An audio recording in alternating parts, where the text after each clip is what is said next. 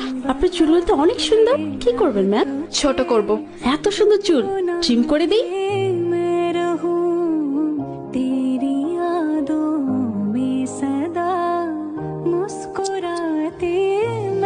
ঠিক আছে ম্যাম। আরো ছোট করে দিন। আরো ছোট? হুম।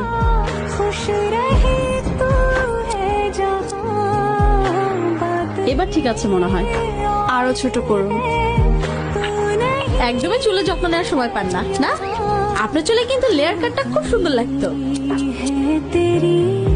এবার ঠিক আছে ম্যাম।